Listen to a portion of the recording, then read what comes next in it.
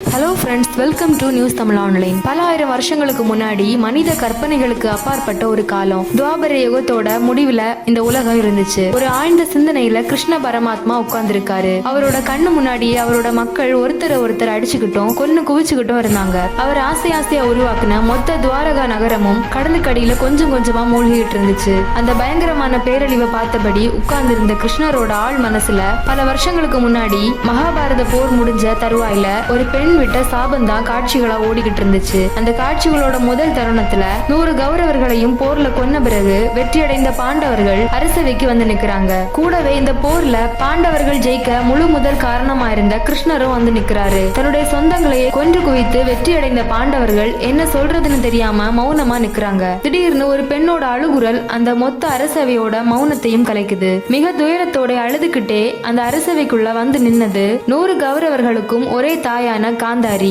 கிருஷ்ணர் கிட்ட பொறுமையா போன காந்தாரி, கிருஷ்ணா, நான் உனக்கு என்ன பாவம் செய்தேன்? இன்று என்னுடைய 100 புதல்வர்களையும் நான் இழந்து நிற்கதியா நிக்கிறேன் அப்படின்னு காந்தாரி கிருஷ்ணரை பார்த்து கேக்குறாங்க. அதுக்கு கிருஷ்ணரோ, இது நீ செய்த பாவம் இல்ல காந்தாரி, உன் கணவனின் முன் ஜென்ம கர்ம வினையால தான் இன்று அவன் அவருடைய 100 புதல்வர்களையும் இழந்து நிற்கிறான். செய்த பாவத்தின் தண்டனை அது யாராயினும், அது எந்த பிறவியாயினும் அதை அனுபவித்தே தீர வேண்டும். இதுல உன்னோட கணவன் மட்டும் விதிவிலக்கு இல்ல காந்தாரி. இதை கேட்ட காந்தாரியோட கண்கள் இன்னும் அதிகமா சிவக்க ஆரம்பிக்குது. கோவத்தோட உச்சிக்கு போன காந்தாரி, கிருஷ்ணா, அது என் கணவர் செய்த பாவத்தின் பலனாகலாம். ஆனா நான் கேட்ட கேள்வி வேறு. ஒரு பாவமும் அறியாத எனக்கு ஏன் இந்த தண்டனை? நான் ஏதும் பாவம் செய்யல. எனக்கு நல்லாவே தெரியும் கிருஷ்ணா, உன்னுடைய சூழ்ச்சியால தான் இன்று என்னுடைய 100 புதல்வர்களும் மண்ணுக்கு இரையாகினர். கேட்டுக்கொள் கண்ணா, நீ கூறியபடியே ஒருவர் செய்த கர்மவினையின் பலனை அவன் எந்த பிறவி எடுத்தாலும் அதை அனுபவிச்சே தீரணும். அதன்படி இன்னைக்கு உன் சூழ்ச்சியால என் கண் முன்னே என் புதல்வர்கள் ஒருவன் பின் ஒருவராய் மடியும் போது என் மனம் அடைந்த அளவில்லாத வேதனைய நீ மொத்தமா ஒரு நாள் அனுபவிப்பாய். நீ ஆசையா உருவாக்குன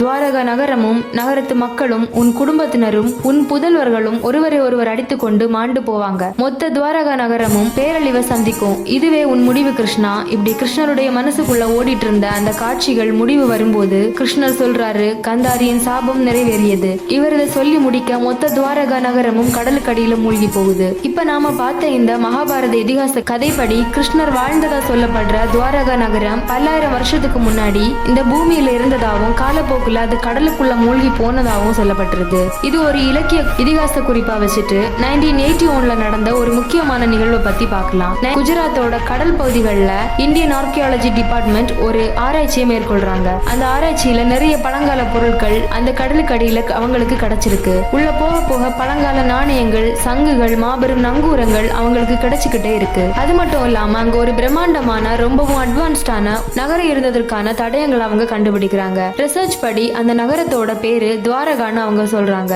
இந்த கடலுக்குள்ள கண்டுபிடிச்ச துவாரகா டைரக்டா போய் மேட்ச் ஆகிற இடம் எந்த காலகட்டத்தில் எழுதப்பட்டுச்சுன்னு தெரியாத மகாபாரத இதிகாச கதையில வர துவாரகா நகரம். கதைப்படி கிருஷ்ணர் உருவாக்கின இந்த துவாரகா நகரம் கடலுக்குள்ள மூழ்கி போயிடுச்சு. நிகழ்கால தரவுகள் படி இதே பேருடன் கூடிய நகரத்தை குஜராத் கடல் பகுதியில 150 அடி ஆழத்துல ஆராய்ச்சியாளர்கள் கண்டுபிடிச்சிருக்காங்க. பல ஆயிரம் ஆண்டுகளுக்கு முன்னாடி மூழ்கி போனதா இதிகாசத்துல சொல்லப்படுற அந்த மர்ம நகரம் இதுதானா? இது உண்மைனா கிருஷ்ணர் வாழ்ந்தது உண்மையா? மகாபாரதம் நடந்தது உண்மையா? இப்படி பல கேள்விகளுக்கு விடைய தேடிக்கலாம் வாங்க. இந்த வீடியோவை ஃபுல்லா ஸ்கிப் பண்ணாம பாருங்க. நிறைய சுவாரஸ்யமான விஷயங்கள் உங்களுக்காக காத்திருக்கு. 1963ல புனேயோட டெக்கான் காலேஜ் ஆஃப் ஆர்கியாலஜியும் இந்தியன் ஆர்கியாலஜி டிபார்ட்மெண்ட்டும் சேர்ந்து 6ஆம் நூற்றாண்டுல எழுதப்பட்ட ஒரு செம்பு பட்டயத்தை கண்டுபிடிக்கிறாங்க. கண்டுபிடிக்கப்பட்ட அந்த செம்பு பட்டயத்தை குஜராத் பகுதியை கிட்டத்தட்ட 1400 வருஷத்துக்கு முன்னாடி ஆட்சி புரிஞ்சிட்டு இருந்த சிம்மாதித்யன் அப்படிங்கிற அரசர் தான் எழுதியிருக்காருன்னு ஐடென்டிஃபை பண்றாங்க. அந்த காப்பர் இன்ஸ்கிரிப்ஷன்ல ஸ்வர்ண துவாரகா அப்படிங்கிற வார்த்தையை ஆராய்ச்சியாளர்கள் டீகோட் பண்றாங்க.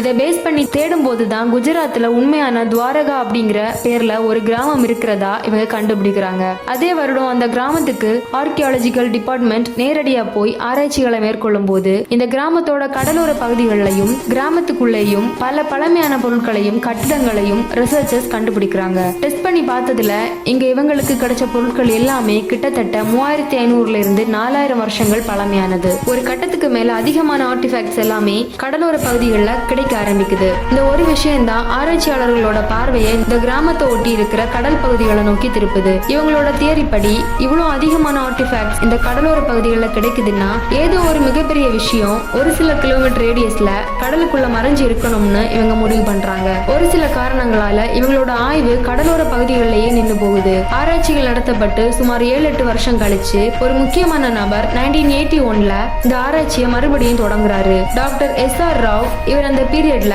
இந்தியன் ஆர்கியாலஜிக்கல் டிபார்ட்மெண்ட்ல இருந்த ஒரு மிகப்பெரிய ரிசர்ச்சர். ஹரப்பா மொஹஞ்சதாரோ சிவிலைசேஷன் எல்லாம் வெளியுலகத்துக்கு கொண்டு வர முக்கியமான காரணமா இருந்தவர் இவரு. இவரோட தலைமையில கிட்டத்தட்ட 20 வருஷமா துவாரகா கடல் பகுதியில ஆராய்ச்சிகள் மேற்கொள்ளப்படுது. உண்மையை சொல்லணும்னா இந்தியன் ஆர்கியாலஜிக்கல் டிபார்ட்மெண்ட்ல முதலா அண்டர் வாட்டர் எக்ஸ்கவேஷனை பண்ணது இவர் தான். துவாரகா கிராமத்துல இருந்து 15 கிலோமீட்டர் தூரத்துல கடல் பகுதியில இவரோட எக்ஸ்கவேஷன் டே அண்ட் நைட்டா நடக்குது. இவரோட 20 வருட எக்ஸ்கவேஷன்ல நம்ம கற்பனைக்கும் எட்டா அப்பாற்பட்ட பல விஷயங்களை SR ராவ் கண்டுபிடிக்கிறாரு. நாணயங்கள், சங்குகள், ஆயுதங்கள், சிற்பங்கள், கற்களால் அடுக்கப்பட்ட சுவர்கள், பானைகள், எண்ணிலடங்கா நங்கூரங்கள், அதுலயும் குறிப்பா 500 கிலோ எடையுள்ள ஒரு நங்கூரத்தையும் கண்டுபிடிக்கிறாங்க. யோசிச்சு பாருங்க, நங்கூரமே 500 கிலோ எடைனா அதை தாங்கி பயணிச்ச கப்பல் எவ்வளவு பெருசா இருந்திருக்கணும். இந்த ஆராய்ச்சியில கிடைச்ச எல்லா டேட்டாஸையும், அதாவது சுவர்களுடன் கூடிய அமைப்பையும், வழித்தடங்களையும், தூண்களோட அமைப்பையும் வைத்து இவங்க ஆர்கியாலஜிக்கல் டீம் கடல்ல மூழ்கி போன மொத்த சிட்டியோட மாடலை உருவாக்குறாங்க. இதுல மிகப்பெரிய ஆச்சரியமான விஷயம் என்னன்னா, கடலுக்கடியில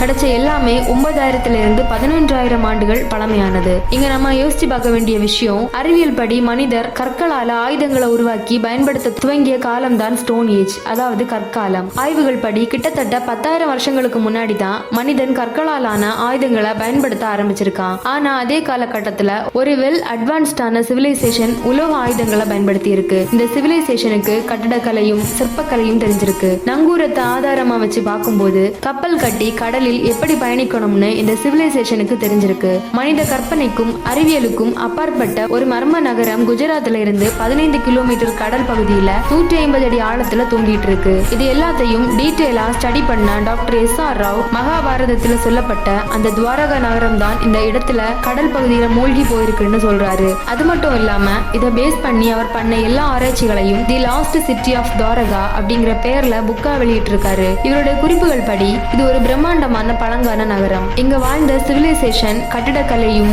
கப்பல் கட்டும் தொழில்நுட்பத்திலையும் சிற்பக்கலையிலையும் வெல் அட்வான்ஸ்டான சிவிலைசேஷனா இருந்திருக்கு. இந்த நகரத்துல லட்சக்கணக்கில் மாளிகைகள் இருந்ததா இவர் குறிப்பிட்டிருக்காரு. இப்ப இருக்கிற தடயங்களை வச்சு இந்த மர்ம நகரம் எப்படி இருந்துச்சுன்னு நம்மளால ப்ரெடிக்ட் பண்ண முடியுது. ஆனா இது எப்படி உருவாக்கப்பட்டிருக்கும்னு தேடி பார்க்கும்போது விடைகள் இதிகாசத்துல மட்டுமே நமக்கு கிடைக்குது. மகாபாரத குறிப்புகள் படி பல்லாயிரம் வருஷங்களுக்கு முன்னாடி ஏதோ ஒரு காலகட்டம், அன்னைக்கு அராஜக ஆட்சி செஞ்சிட்டு இருந்த ஹம்சனை கிருஷ்ணர் வதம் செஞ்ச நாள். நாட்டு மக்கள் எல்லாருமே மிகப்பெரிய சந்தோஷத்துல இருந்தாங்க. ஹம்சன் இறந்த பிறகு மதுராவை தன்வசப்படுத்திய கிருஷ்ணர் அங்க ஒரு மிகப்பெரிய நகரத்தை உருவாக்கி மக்கள் எல்லாருக்கும் ஒரு மேம்பட்ட வாழ்க்கையை கொடுக்கிறாரு. ஆனா இது ஒருத்தருக்கு மட்டும் பிடிக்கல. அவர் தான் ஜராசந்தன். தன் மருமகனான ஹம்சனை கொன்னதுக்காக ஜராசந்தன் கிருஷ்ணரை பழிவாங்க நினைக்கிறாரு. அதுக்காக தொடர்ந்து மதிரா மேல 17 முறை போர் தொடுக்கிறாரு. இந்த 17 முறையும் ஜராசந்தனால கிருஷ்ணரை தடுக்க தான் முடிஞ்சதே தவிர அவரை கொல்ல முடியல. அதே சமயம் ஒரு முறையும் போர்ல தன்னுடைய நாட்டு மக்கள் இறந்து போறத கிருஷ்ணரால ஏத்துக்கவே முடியல. அதனால வேற வழியே இல்லாம தேவசர்பி விஸ்வகர்மாவை கூப்பிட்டு பகைஞர்கள் நெருங்கவே முடியாத ஒரு பிரம்மாண்டமான நகரத்தை உருவாக்க சொல்லி கேட்கிறாரு. அதன்படி சமுத்திர தேவி துணையோடு 12 யோஜனா தூர அளவுல கடலுக்கு நடுவுல ஒரு பிரம்மாண்டமான நகரத்தை 2 நாள்ல விஸ்வகர்மா உருவாக்குறாரு. இதிகாசப்படி அந்த நகரத்துல வைரத்தாலையும் தங்கத்தாலையும் உருவாக்கப்பட்ட 9 லட்சம் மாளிகைகள் இருந்ததாகவும் பாக்குற இடம் எல்லாம் இயற்கை வளங்கள் நிறைஞ்சிருந்ததாகவும் சொல்லப்பட்டிருக்கு. வறுமை பசினா என்னன்னே தெரியாம மக்கள் அங்க வாழ்ந்திருக்காங்க.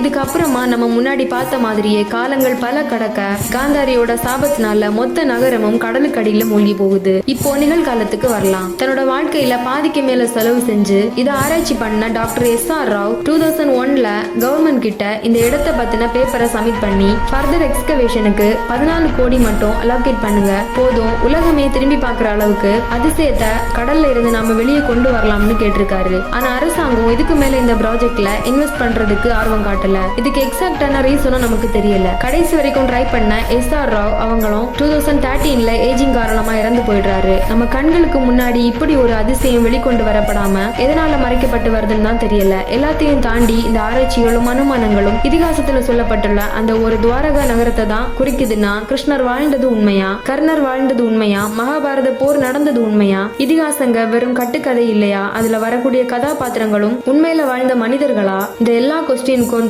என்றைக்கு துவாரகா கடலை விட்டு வெளிவருதோ அன்றைக்கு தான் உண்மையும் வெளிவரும். இந்த வீடியோ உங்களுக்கு பிடிச்சிருந்தா லைக் பண்ணுங்க, ஷேர் பண்ணுங்க. அப்படியே நம்ம நியூஸ் தமிழ் ஆன்லைன் சேனலையும் சப்ஸ்கிரைப் பண்ணிக்கோங்க. தேங்க்ஸ் ஃபார் வாட்சிங்.